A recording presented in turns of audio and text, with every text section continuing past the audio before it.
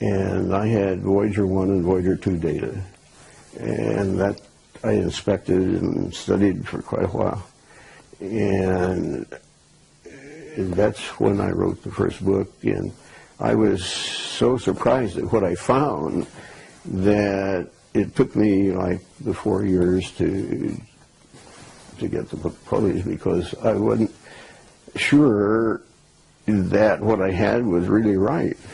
And so I looked in many articles and books to see, oh yeah, this sort of fits what they're talking about there. Okay, you're okay, so publish it. And so the book came out in 1985. Okay, and that's the Ringmakers. That's the Ringmakers. But the other one, this one. That's 1971. I had left Lockheed. Uh-huh. Okay. Well, did we build it? Pardon? Did we build it? Who built it? The craft? I don't know who built it, but what I found out is these things inhabit Saturn. That's where I first discovered them, and they're proliferating. They're now at Uranus and Jupiter. Wherever you see some rings now, why, that's one of these. You see the craft. Yeah, I call it a ringmaker. Yeah. Okay, you call it a ringmaker. Yeah, and I can say it's electromagnetic because I could identify streamlined patterns with respect to it that I knew were what we call potential lines, and that says it was electrical. When I worked at Lockheed, I had documents that were indeed top secret. Really? Wow. Oh yeah.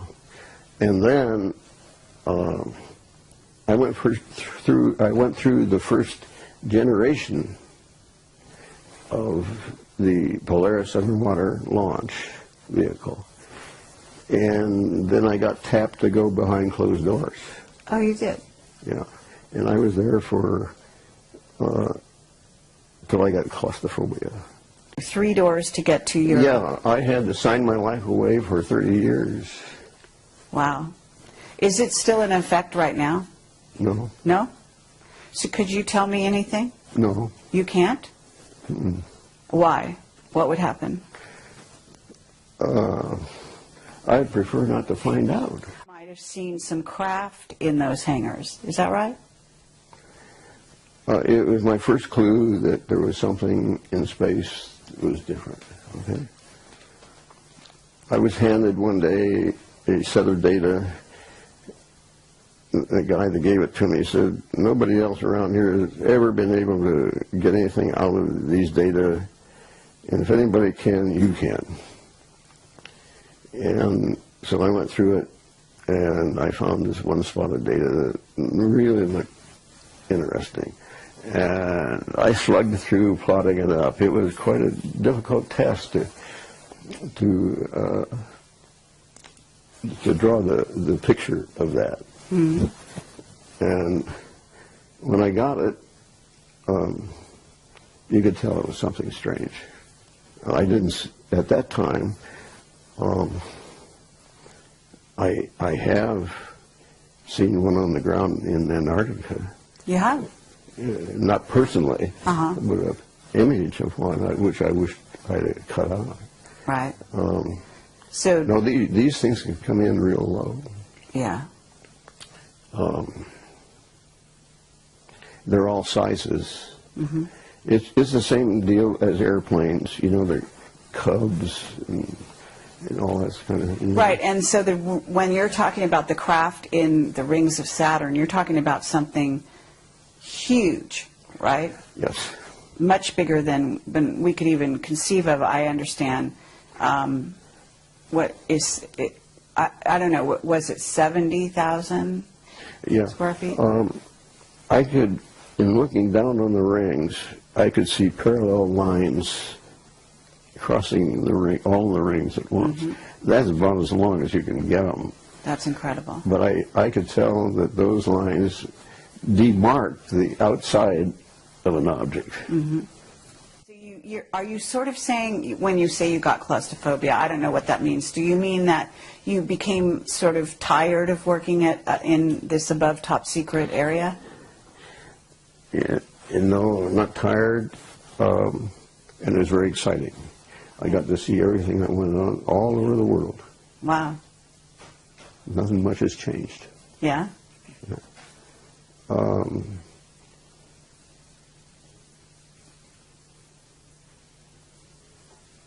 I don't know. Or were you threatened? Were you, what did you have friends who were leaving the employee of Lockheed at that time? I mean, was there some incident that happened that made you want to leave?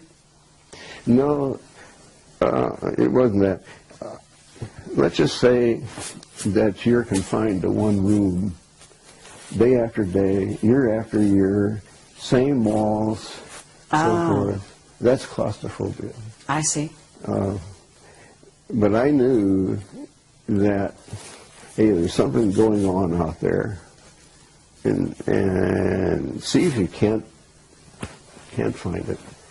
Okay, but have you heard that NASA alters their footage coming from the moon, etc.? I know some of the things they do with it, yeah. Okay, so even their footage is not always dependable, right? Although I guess it's dependable to begin with. It's just that they start altering it later. I have been told by a very reliable source. He asked me what camera did I get that image from on the moon. I said, Hasselblad. And he said, that's right. He says, I thought we darkened that enough that you wouldn't find it. Oh, yes. So you were finding things that they thought they covered up. Yeah. Incredible. Yeah, yeah. That must have been a lot of fun. And this guy says, well, I suppose you want me to go out and tell everybody about that. I said, no, I don't want to embarrass you. That doesn't make any difference to me. Whatever you want to do is fine with me.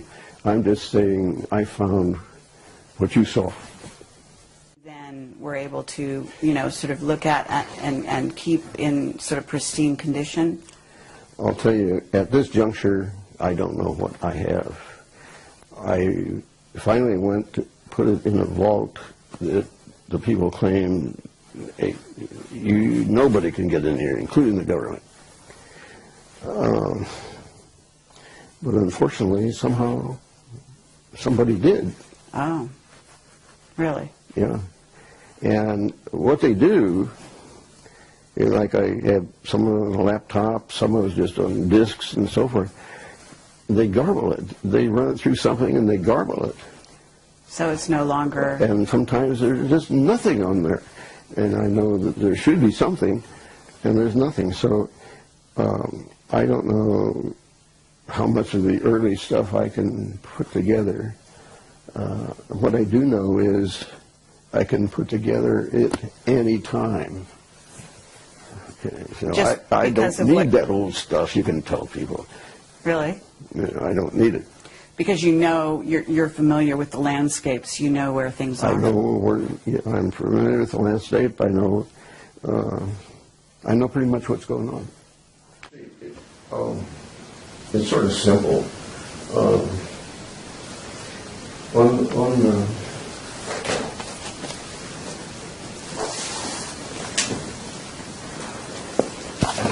That's a lot of energy. Right. And okay. And this is the ring, right? This is the ring? That ends up being the ring. Yeah. It's hot plasma. Oh, really? Okay. So, and what your theory is they're manufacturing it. Is that correct? It comes, that's the exhaust from this thing. From the craft? Yes. Is it because, are they stationary or are they moving, the craft? They're probably moving. So do you think When you say things are getting critical, are you Okay, saying... now, just take that picture and say that's the exhaust. It's like you have an airplane with an exhaust. Mm-hmm. It's in your atmosphere, and it can load a lot of energy, you know. And but this is Saturn, like John Lear says, you know, Saturn is the focal point, and I can't agree with him more. Okay, but John Lear talks about Saturn actually being portal into another dimension. Well, you know, he's theorizing. Yeah, so you don't necessarily go there. I don't go that way. Uh-huh. I either say, this is the way it is, or I can't have it. Okay, but you're saying things are getting critical because I'm really curious. Are you saying that those craft are coming here? Is that why it's critical? No, I'm saying, in effect, if they do, and there's a good probability that that is possible, then, hey, you got to get with it. You can't wait around.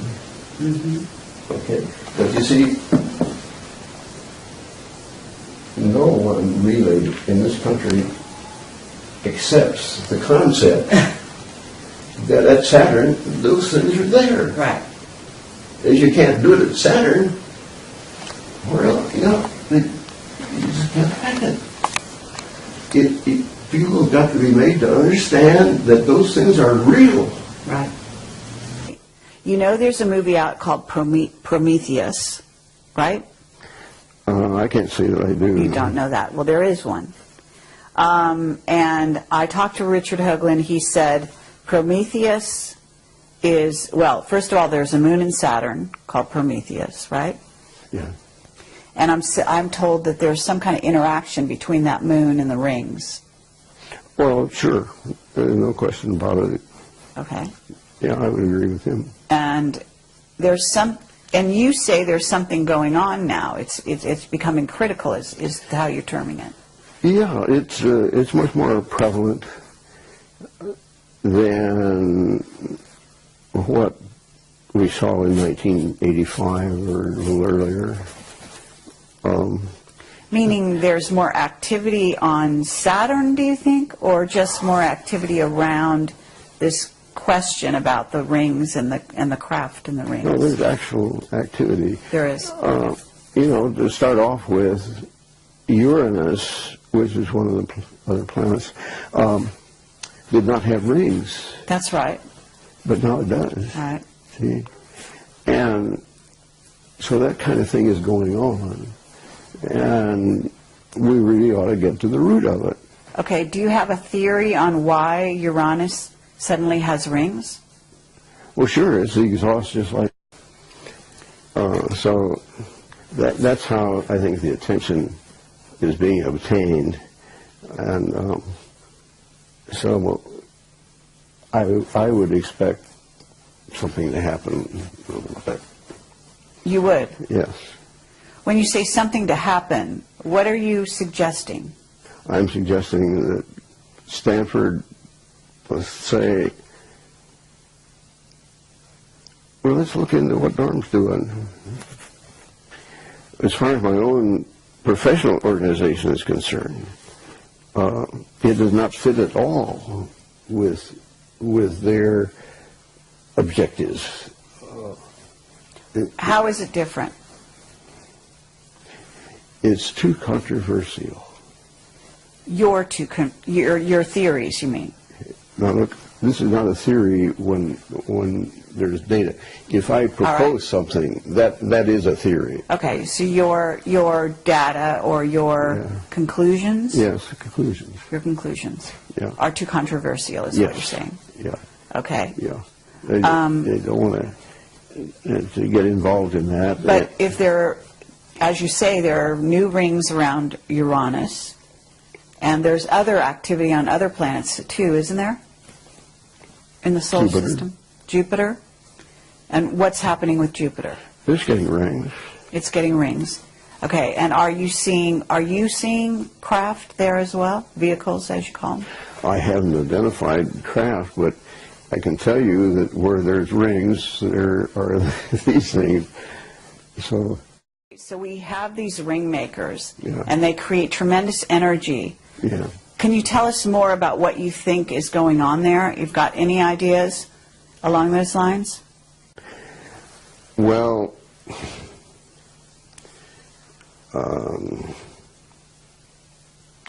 let's just take one that there was this, what do they call them, forward lookers, or these psychologists? Oh, remote viewers. Remote viewers, yes. Right, that's what I'm... I just did an interview with somebody there. Which one? I had heard that there was one that saw something out there in the rings, and they were mining the rings. That's true, yes. Okay. I think I read her book, and she couldn't see anything from the side, but when she looked from the top down, why, that's when she saw things. I see. I happen to been able to uncover what she saw. Really? Yeah.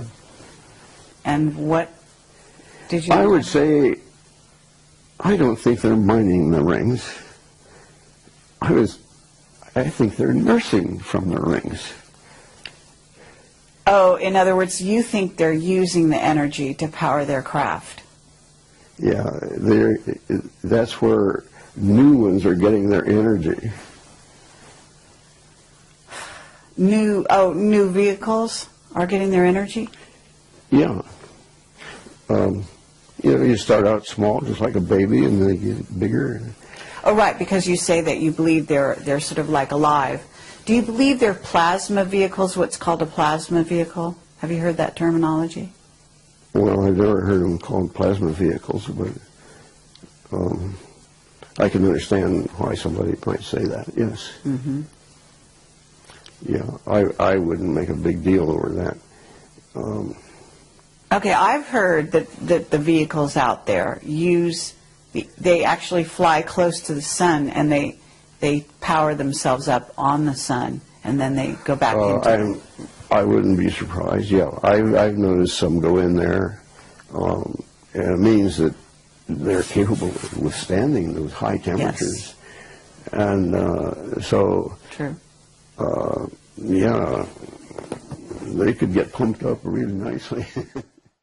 So, well, let me ask you, I mean, you know that NASA has been sort of a front organization. I call them a front organization for the secret space program.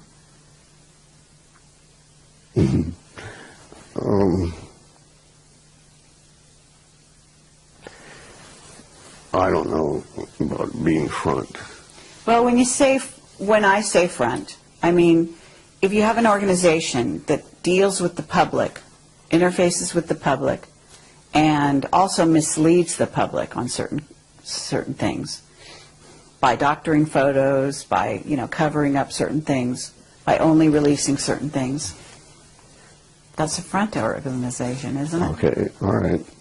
I guess you're entitled to do that. Okay. So if we were to look at the situation a little closer and find out who are the insider organizations, certainly Lockheed would qualify. Would you say that the defense industry are all in the know? No. No? No. Lockheed only recently has been getting images themselves.